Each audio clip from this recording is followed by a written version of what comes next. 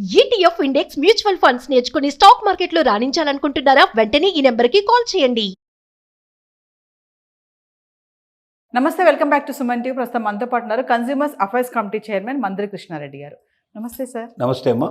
So డ్వాక్రా groups గురించి మనం కొన్ని వీడియోలు చేసాం గతంలో. మళ్ళీ ఏపీ ప్రభుత్వం కొత్తగా ఇంకొకటి తీసుకొచ్చింది, కొత్త యాప్ను కూడా క్రియేట్ చేశారంట. ఒకసారి ఆ వివరాల్లోకి వెళ్తే సార్. డ్వాక్రా మహిళలు ప్రపంచవ్యాప్తంగా మహిళలకు ఒక సాధికారత సాధించగలిగేటువంటి ఒక గొప్ప గ్రూప్ ఇది.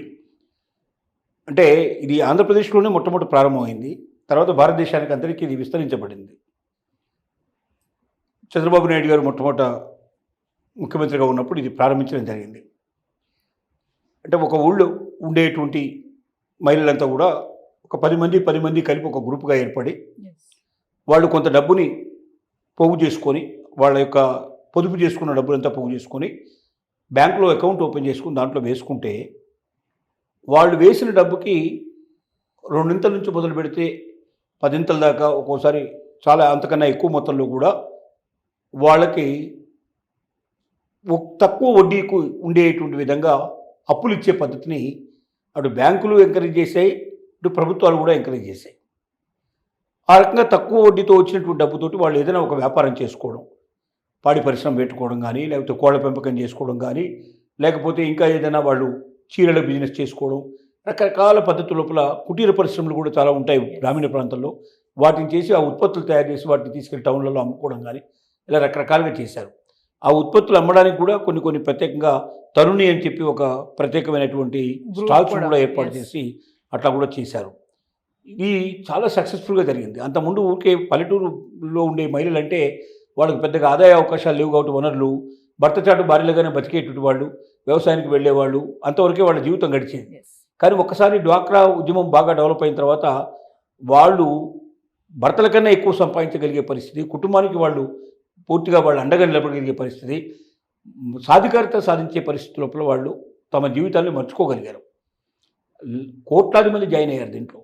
1 కోటి మందికి పైగా మనకు ఆ రాష్ట్రంలో కానీ, తెలంగాణలో కానీ, ఆంధ్రలో కానీ ఇవాళ 1 కోటి మందికి పైగా మహిళలు దీంట్లో ఉన్నారు. 1 కోటి మందికి పైగా మహిళలు ఉండడం వల్ల ఏమవుతుందంటే ఇది మొత్తం ప్రపంచంలోనే మహిళలకు సంబంధించిన దాంట్లో అత్యధికమైనటువంటి విజయం సాధించేటువంటి దాకా వెళ్ళిపోయింది.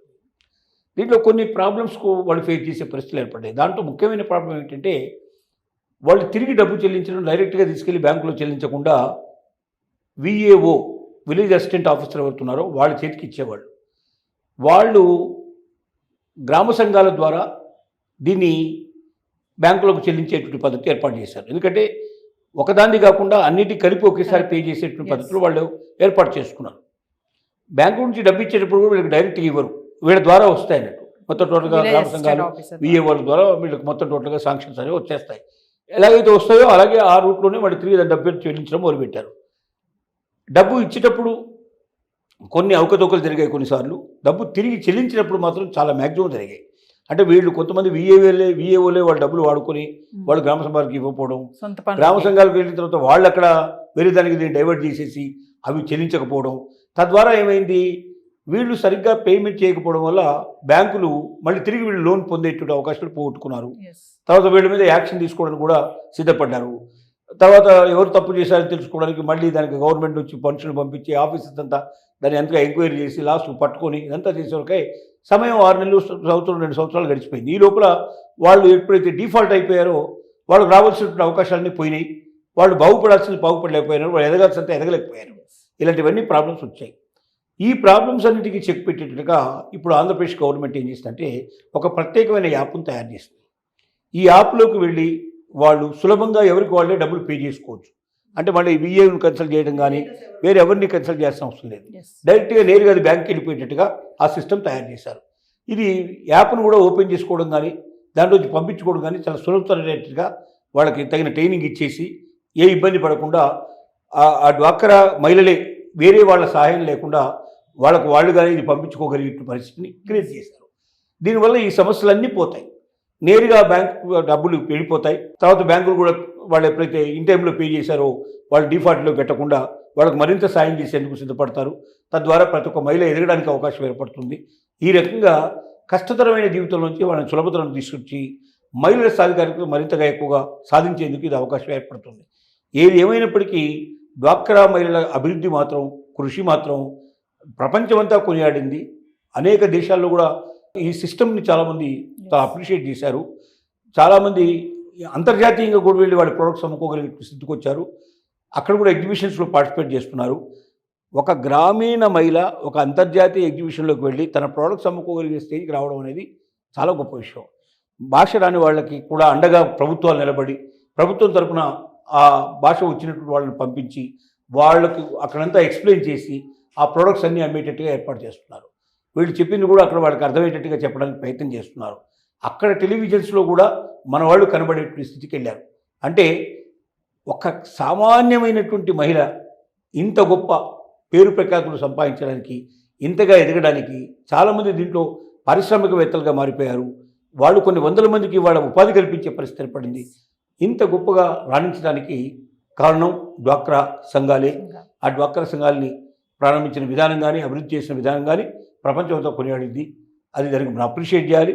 వాళ్ళకున్న కష్టాలు కూడా ఇంకా ఏమైనా ఉంటే అవి తీర్చేట్టుగా ప్రభుత్వాలు తొందరగా ముందుకొచ్చి డబ్బులు ఇచ్చే దగ్గర కూడా వాడికి ఇబ్బంది కలగకుండా తొందరగా వచ్చి, ఎందుకంటే డ్వాక్రా మహిళలకు ఇచ్చిన డబ్బులు ఎక్కడికి పోవనేట్లు ఒక నమ్మకం ఏర్పడింది. మొత్తం అన్ని రకాల అప్పులు చూసుకున్నట్టయితే అత్యధికంగా వసూలు చేయబడ్డ డబ్బులు ఏదైనా ఉంటే అది డ్వాక్రాలోనే వసూలు కాబడ్డాయి. ఎందుకంటే మహిళలందరూ కూడా నీతిగా, నిజాయితీగా తాము 4 డబ్బులు సంపాదించుకోవాలంటే తాము కట్టాలి, ఈ టైంలోని కట్టుకుంటూ వెళ్ళారు. ఇది సక్సెస్ అయింది. ఇప్పుడు ఈ యాప్ రావడం వల్ల వాళ్ళకు కొన్ని కష్టాలు తొలగే అవకాశాలు ఏర్పడ్డాయి. అంటే ఇది మళ్ళీ ఆగస్ట్ నుంచి కూడా అమలు అవుతుందని చెప్తున్నారు సార్. అయితే ఈ డ్వాక్రాలో సార్ స్కామ్స్ కూడా జరుగుతాయా? ఛాన్సెస్ ఉంటాయా? అంటే స్కాములు అంటే సరిగ్గా జరిగేది ఏంటంటే వీళ్ళకి డబ్బులు ఇవ్వకుండా కొంతమంది వీళ్ళ పేరు మీద తీసుకొని కొన్ని రోజులు జరిగాయి. ఎట్లా అంటే కొన్ని బ్యాంకుల్లో మోసాలు చేసి ఒక డ్వాక్రా సంఘాలు తీసుకున్నట్టుగా దొంగ సంతకాలు పెట్టి చేసి వీళ్ళ పేరు మీద కొంతమంది తీసుకున్నట్టు మోసం చేశారు. తర్వాత మోసాలు బయటపడ్డాయి. అవి జరగకుండా జాగ్రత్తలు తీసుకున్నారు. వీళ్ళకు వచ్చిన డబ్బుల్ని వీళ్ళు కట్టకుండా జరిగినవి చాలా తక్కువ, 1 or 2% ఉంటాయి కానీ అంతకన్నా ఉండవు. ఎందుకంటే ఒక మహిళ, 2 మహిళలు అయితే ఏదైనా మోసం చేసే అవకాశం ఉంటుంది. 10 మంది, 25 మహిళలు పెరుగుతున్న కొద్దీ, కుటుంబాలు పెరుగుతున్న కొద్దీ ఆ సమస్య తగ్గుతుంది. ఎందుకంటే అందరూ తలుచుకుంటేనే జరుగుతుంది. సాధ్యంగా చెడ్డ పేరు తెచ్చుకోవడానికి ఎవరు ప్రయత్నం చేయరు. ఒకసారి చెడ్డ పేరు వచ్చిన తర్వాత వాళ్ళకి అన్ని అవకాశాలు పోతాయి. ఇంట్లో వాళ్ళు కూడా వాళ్ళని నమ్మని పరిస్థితి ఏర్పడుతుంది. ఆ రకమైన మచ్చ తెచ్చుకోవడానికి ప్రయత్నం చేయరు. పురుషులతో పోలిస్తే మహిళలు చాలా పకడ్బందీగా వ్యాపారాలు చేస్తారు, చాలా పర్ఫెక్ట్గా చేస్తారు. వీళ్ళకి ఎక్కువగా బ్యాడ్ హ్యాబిట్స్ కూడా ఉండవు కాబట్టి ఎక్కువ వాటికి వాడుకునే అవకాశాలు కూడా ఉండవు.